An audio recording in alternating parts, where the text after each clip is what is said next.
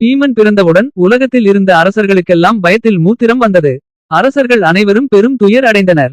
வாகனங்கள் சிதறி ஓடின. அனைவரின் கண்களிலும் கண்ணீர் வழிந்தது. புயல் காற்று எப்படி அச்சத்தை கொடுக்குமோ அது போல புஷ்டியான பராக்கிரமம் கொண்ட பீமன் பூமியில் உள்ளோரை நடுநடுங்க செய்தான்.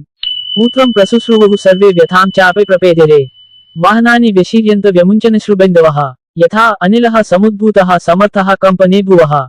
எந்த நாளில் பீமன் பிறந்தானோ அதே நாள் ராத்திரியில் துரியோதனன் முன்பாகவே பிறந்துவிட்டான். அந்த ராத்திரியில் துரியோதனன் பிறந்தபோது கழுதை கத்துவது போல அழுதான். உறக்க கத்தினான். தாமேவ ராத்திரிம் பூர்வாம் து ஜஜ்யே துர்யோதனோன்ரேபஹ ச ஜாதமாத்ர எவாத் திருதராஷ்டிர சுதோன்ரேப ராசபாராவசத்ரிஷம் ருராவச்ச நநாதச்ச. அவன் கத்துவதை கேட்டு கழுதைகளும் கழுகுகளும் காக்கைகளும் மாமிசம் தின்னும் மேலும் பல மிருகங்களும் பறவைகளும் அமங்கலமான குரலை கொண்ட நரிகளும் சேர்ந்து கத்தத் தொடங்கின. அப்போது பெரும் காற்று அடித்து திசைகளில் தீப்பற்றி கொண்டது. தம் கராஹ பிரத்யபாஷந்த